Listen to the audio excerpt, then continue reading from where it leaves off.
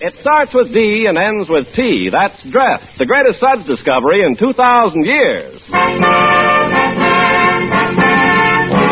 Dreft brings you the life of Riley.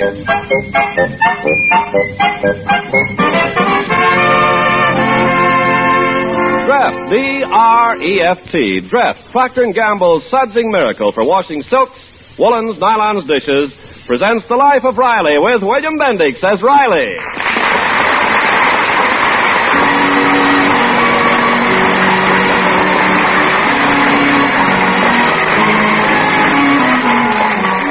Whenever Chester A. Riley entertains you at dinner, he dishes out large portions of everything, especially advice. Tonight, the Rileys have as their guest a young man who works at the aircraft plant with Riley. Oh, that sure was a swell dinner, Mrs. Riley. Well, thank you, Tommy. Glad you enjoyed it. Peg, you take Tommy inside and I'll go dish up the coffee. We don't drink our coffee at the table, Tommy. We always have it after dinner in the library. Library?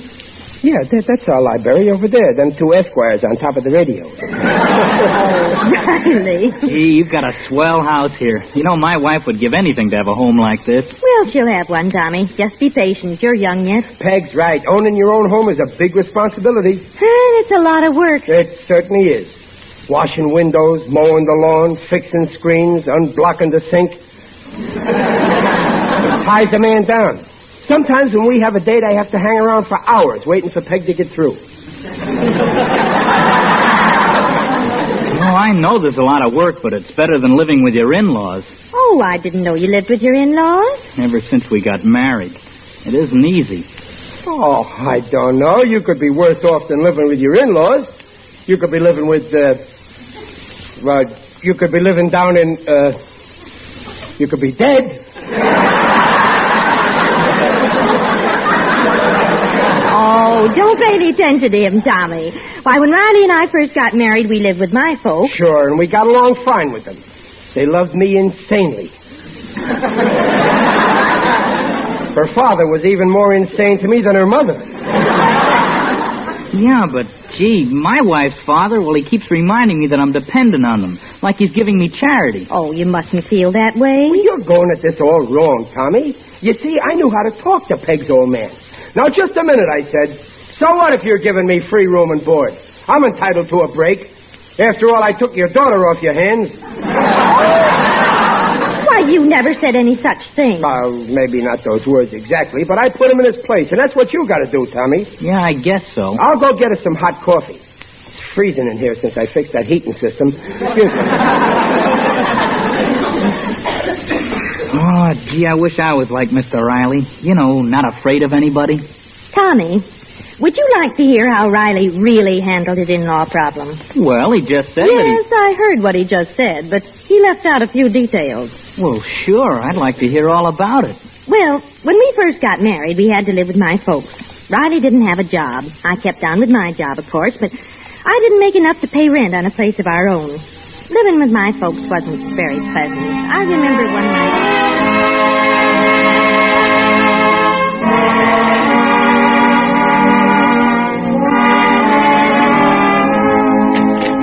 Is that you, Chester? Yes, me, Dumpling. Oh, hello, dear. Any luck? No, I walked my feet off. Oh, it's no use, Peggy. I guess I might as well face it. I'm a failure. You are not. You'll connect one of these days, you'll see. Oh, Peggy, my wonderful, darling wife. Here I am, broke. I haven't worked a day since we're married. And you're so sweet to me. Oh, if we could only go on like this forever. Well, sit down, Chester. Mom and Sister are out visiting, but Pop will be home any minute. Then we'll have supper. Wait a minute. Wait a minute, Peggy. I got something for you. Here, Angel. Roses! Oh, Chester, they're beautiful. Chester, you spent your lunch money on me again. No, I didn't pay for them. You know in the park where they got a design of Mayor Noonan's face made with roses? Yes? Well, from now on, the mayor's name is No-Nose Noonan. Oh, Chester, you shouldn't Don't be mad, Peggy. Oh, I forgive you. Here, Chester, for the roses. Oh. Tomorrow the mayor's going to be bald-headed. Oh, well, sit down. Here's the evening paper. Oh, thanks. Oh, this is living, Dumpling. Oh, good evening, Papa. Good evening, my dear. Good evening, Papa.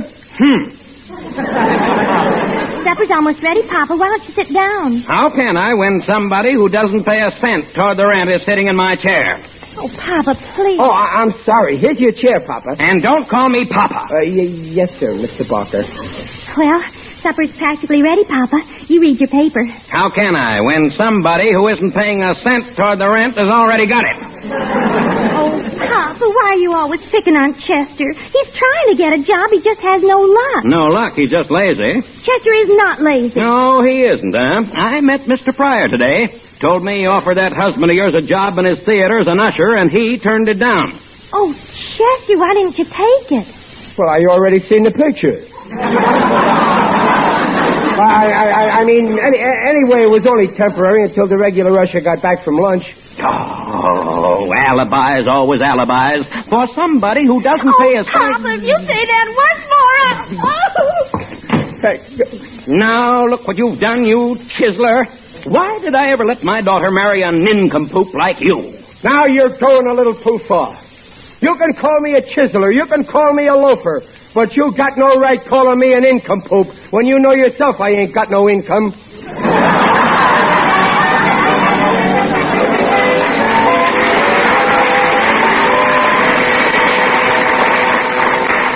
Don't cry, Dumpling. Don't be mad at me. Oh, it's not you, Chester. I just can't bear it living with my folks this way. Oh, it ain't so bad, Peggy. I'm getting used to sleeping on the living room couch. And you got a bed all to yourself in your sister's room.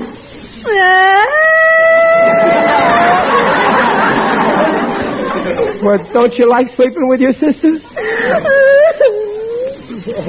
Oh, Chester, we just got to get a place of our own. Well, I know, Dumpling. We've been saying that all along. Yes, but now there's a special reason. You see, well, we'll need more room. There's someone coming to sort of visit us. Oh, that's nice. When? In about 6 months. Anyone I know? Well, not exactly. Well, that's okay. Your friends are my friends. But, can't he postpone his visit for a year or two? Oh, Chester, you don't understand. I got some news for you. It's a surprise. Peg, you don't mean... I'm going to have a baby. Oh, a baby. Whew. For a minute there, I thought you lost your job. But if all you're worrying about is a baby, why... A baby! A baby! Peg, I'm going to have a baby! Don't move, Peg. I'll carry you to the hospital. Oh, put me down, Chester.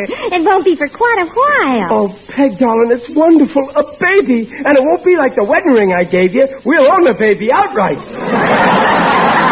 Gosh, a baby. What kind will it be? Well, I don't know yet, Gee, silly. I hope it's a boy or a girl. Oh, I'm so excited. Oh, I'm glad you're glad, Chester. But now you see why we just have to get a place of our own. Yeah, well, we'll move out of here first thing tomorrow. I'll get a job. This baby's going to change our luck. I'll get a job, you'll see. Oh, I know you will. And it doesn't have to pay very much because I'll go on working. Oh, no, you won't. Oh, but I can work. No, nothing doing, sweetheart. From now on, you're staying home. I want you to be right there with the baby when it's born.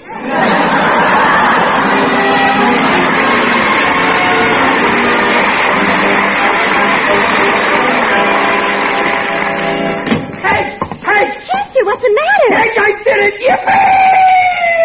Uh-huh, he's drunk.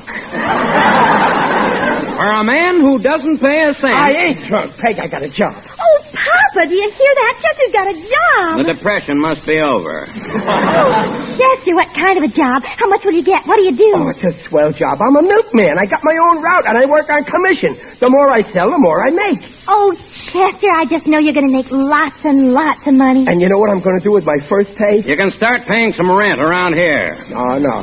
We got an apartment of our own now. We have? Yeah, I just rented it. It's just a small place, only $15 a month. Pack our stuff, Peg. Oh, Chester, I'm so happy. Isn't it wonderful, Papa? Well, the least you can do, Papa, is wish us good luck. Yes, good luck, Peggy. But what about Chester? Huh. Thanks, Papa.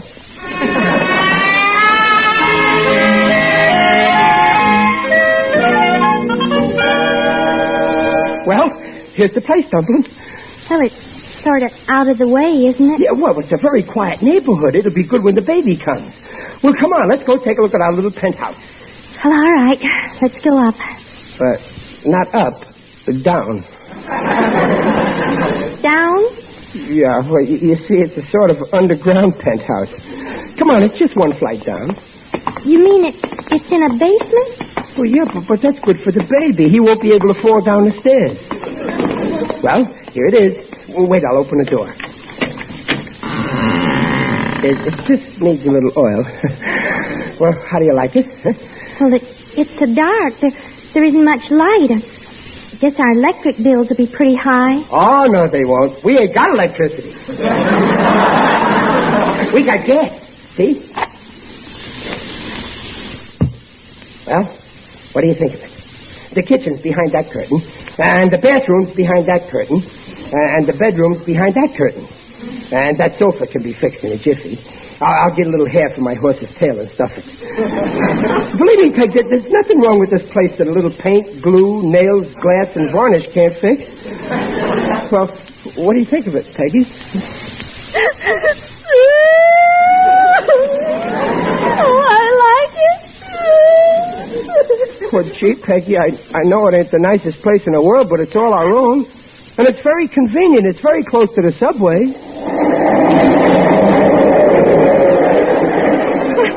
What's that? The subway. It's right under it. Oh, Chester. But don't worry, it's only every 5 minutes.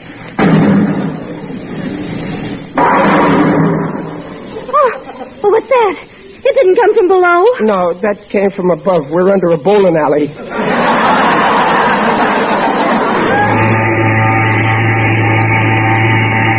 We're also near the East River. Gee, I didn't realize. I guess it ain't so nice after all. Oh, no. Now stop talking like that. We can fix this place up fine. And the most important thing is we have a place to ourselves. So, here you are. Papa! So this is the kind of a hole you expect my daughter to live in. But, Papa... Be quiet, Peggy. I'm going to tell that husband of yours exactly what I think of him. Riley, you're nothing but a... And not only that, you are a... And what's more, you ought to be... Would you mind repeating that? Why, you... Peggy, get your things. You're coming home with me. Oh, please, Papa, give Chester a chance to make good. We want our own place, please. Well, all right. You've got 1 week, Riley, and if you haven't got a decent place for her to live in, she's coming home. And that's final. There goes the door. That home wrecker. Well, don't you worry. We'll get out of here soon. We'll show Papa you'll make good. You're just saying that to make me feel good. I am not. Why do you think I married you? For my looks? No, darling. No, I married you because you're going to be a big success. You've got personality and ambition and brains. Oh, Dumplin', keep on lying to me. I love it.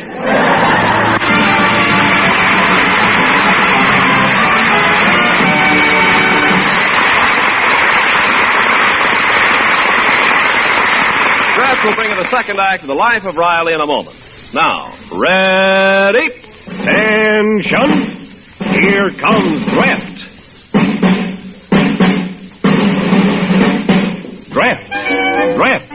Draft your dishes and oh how they shine. Shine without wiping in half of the time and look bright. So don't you get left, get Draft. Yes, ladies, get Dreft, and dishes will look their shining best even without wiping. It's no wonder women call Dreft the greatest dishwashing discovery in 2,000 years. Why, Dreft makes even plain, everyday glasses sparkle like the finest crystal, whether you polish them or not. You know why? Well, listen. Dreft, Procter & Gamble's Sudsing Miracle, is different from any soap you ever used. All soaps leave a cloudy film on dishes, film you have to polish off, but not Dreft. Dreft's amazing suds rinse clean and clear. Yes, ladies, that's the answer. Wash them in Dreft suds, and dishes and glasses wear their prettiest sparkle, polished or not. And say, Dreft gets rid of grease the way no soap in the world can do. Dreft's kind of hands, too. So, ladies, try Dreft for your dishes. Join the march to Dreft bright and early Monday morning. Get Dreft and enjoy dishes that shine even without wiping. Remember, don't you get left, get Dreft. And now back to the life of Riley with William Bendix as Riley.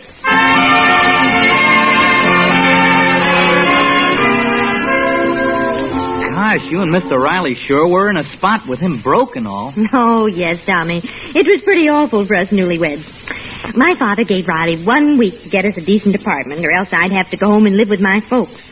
Meanwhile, poor Riley was worried sick about making good in his new job as milkman. But I guess he came through okay. Well, he worked hard for a whole week, 12 hours a day. And then that night he came home and I was waiting for him.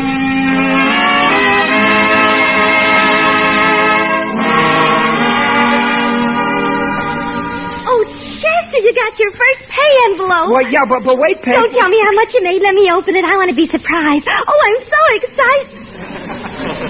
It's empty. Surprise? But I don't understand. Well, drivers only get $4 basic pay plus commission on all the milk we sell. And I didn't sell any. None at all? Well, I did sell a quart a day to myself for lunch. And that's all? Yeah. I didn't want to worry you, Peg. I didn't tell you. I got the worst route in the city. On my route, they don't go for milk. It's mostly the beer drinking set. Oh, but cheer up, Dumpler. At least I made my $4 basic pay. But where is it? Well, there's a few deductions. They took out $2.25 for my uniform and $1 for 2 tickets to the milkman's ball, 25 cents for the pension fund for me, and 50 cents pension fund for the horse. Believe me, I wish I was a horse.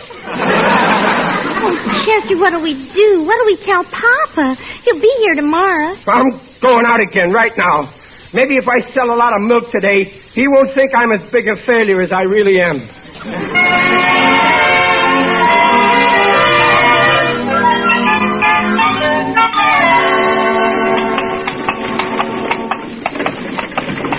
Ain't it awful, Daisy? 5 hours already and I ain't sold a bottle. Whoa, Daisy, I better phone Peg and tell her how I'm doing. Whoa! Whoa, Daisy. Hey, kid, hey, you over there. Yeah? What do you want, white pants? Well, I gotta make a phone call. Watch my wagon, will you? Sure, mister. I'll take care of your wagon, but good. I'll be right back. Oh, boy, what a setup. Hey, Fingers, Fatso, Muggsy, free milk, come and get it. Hey, what's up, Snake Eyes? Some dumb cluck left me to watch his cow juice. Come on, we gotta work fast. Who needs milk? There's nothing on fire. Oh, don't be a dope. We can sell it for $0.05 a bottle. Come on, grab the stuff. Hey, Muggsy, give me a hand with this case. Boy, what a soft touch. Hey, watch it, gang. Here comes a guy. Hey, what are you boys up to? Nothing, mister, honest. Where are you going with that milk? The driver said we could take it, free. He's giving it to you? What's this driver's name? I don't know, mister, but he's real sweet. Hey, there's his name on this card in the wagon here. Chester A. Riley. Chester A. Riley, huh? And he's giving you all this milk? Yeah, for our little baby brothers and sisters and all the poor hungry kids in the neighborhood what ain't got no milk. Honest, I ain't had a schooner of milk in weeks. Oh, no. For Pete's sake, kid, don't start crying. I think it's a great idea. Come on, I'll help you.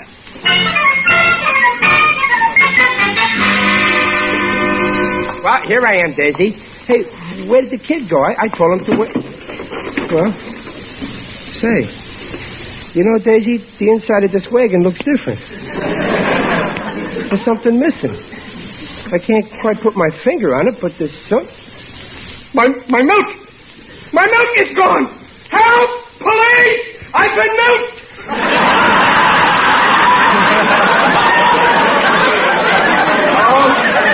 Oh, Daisy, what'll my boss say? It's bad enough I can't sell the milk. Now I lose it. Oh, Daisy, it's hopeless. I'm just a failure. I'll wind up digging ditches. And what's wrong with digging ditches?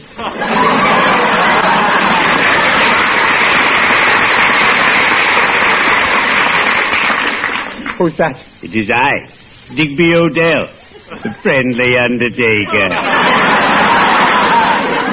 Oh, hello, Digger. Greetings, Riley. You're looking fine.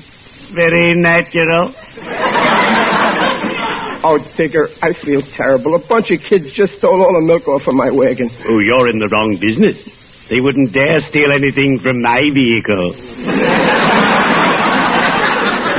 Oh, those kids, they put me in a terrible spot. Yes, children can be aggravating. Yesterday, a gang of hoodlums stole a sign from an employment agency and hung it on the door of my business establishment. Oh, I was devastated. Oh, why? What did the sign say? We guarantee to place you in a permanent position. I'll probably get fired now. Oh, you can always work for me. I can use a live man down at my place. Well, thanks, Digger. Maybe I will come down to your place when I reach the end of my rope. Good. I'll be looking for you. Worst thing is, now I'll have to go back and live with my in-laws. You have my deepest sympathy. When I was first married, I moved in with my in-laws, and I also did my work there. Did they pick on you? Yes. They objected to the way I left things lying around the house. Tell me, Riley, as friend to friend, could you use a little money? Well, no, thanks, Digger. I'll be all right. You know the old saying, you can't keep a good man down. Would you care to bet? Well, cheerio. I'd better be shoveling off.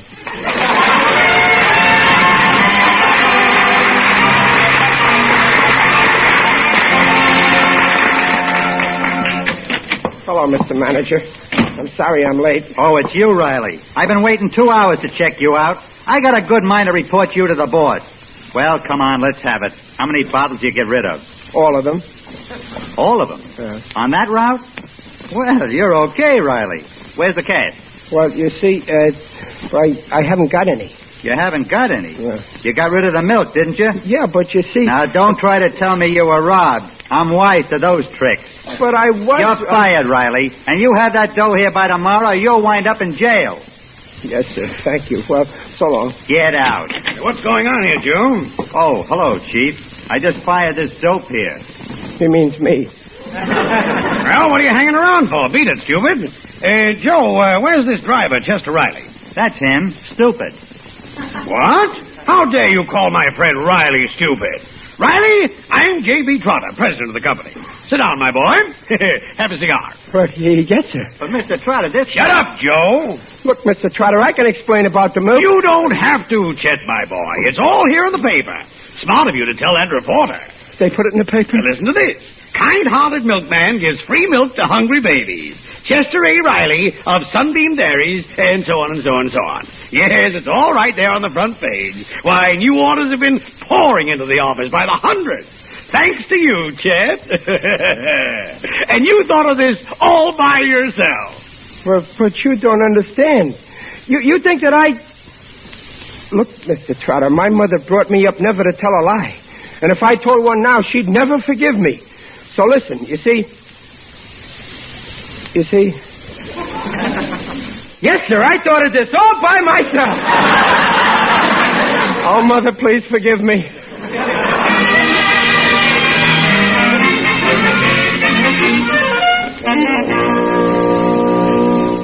Well, here it is, Peg. Here we are, our new apartment. Oh, Chester, it's beautiful. But I still don't understand. It all happened so quick. Dumplin', I keep telling you, my boss thinks I'm a big hero. He's given me a swell job on salary.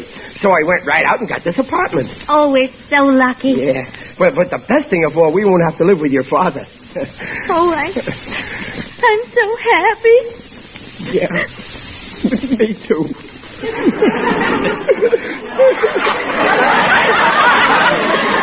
Ain't it wonderful to be happy? Good evening, Peggy. Oh, Papa. They told me at the old place I'd find you here. Riley? Now, wait a minute, Mr. Barker. I made good. I got us a nice home now. Yes, a fine place, Chet. Absolutely beautiful. I always knew you'd make the grade, son. Ah, right. So it's okay, huh? We won't have to move in with you? Of course not, son. And to show you there's no hard feelings, I'm going to move in with you. What a revolting development this is.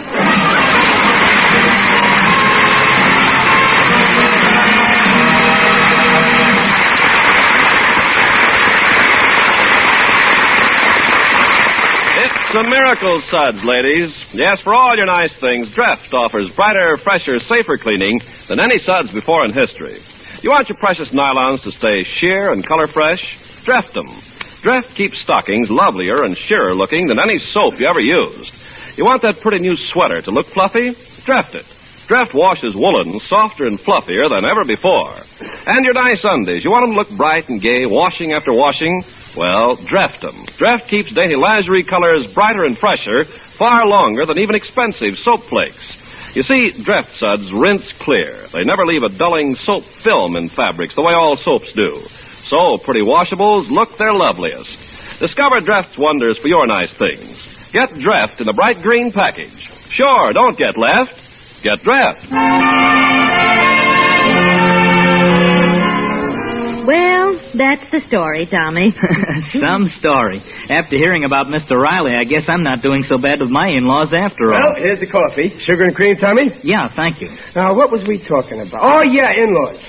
Tommy, let me tell you how I handle my in-laws. I've already told him, Riley. Yeah, but you mean the truth? Yes. Oh. Well, you had quite a time there, Mr. Riley. Well, yeah, but I don't want you to get the wrong impression, Tommy. I love my father-in-law. I get such a nice, warm feeling inside of me every time I think of my dear old father-in-law. 3,000 miles away in Brooklyn.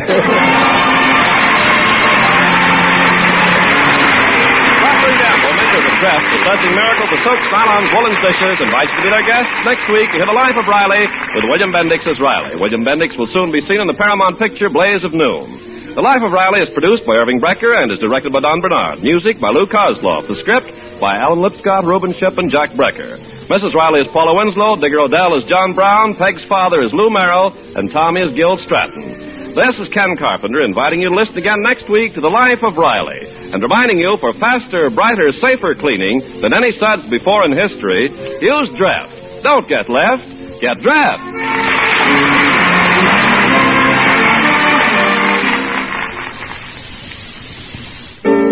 Not 50, not 75, but 100%. Yes, Dreen reveals 100% of the natural beauty of your hair, removes all dulling soap film. For Dreen is not a soap shampoo, leaves no dull film as all soaps do. For brilliant glamour, you'll see what we mean.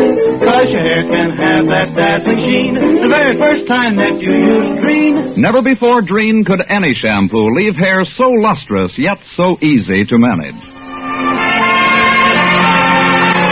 Listen again next week when Dreft, the sudsing miracle for soaps, nylons, woolens, dishes, brings you The Life of Riley. This is NBC, the National Broadcasting Company.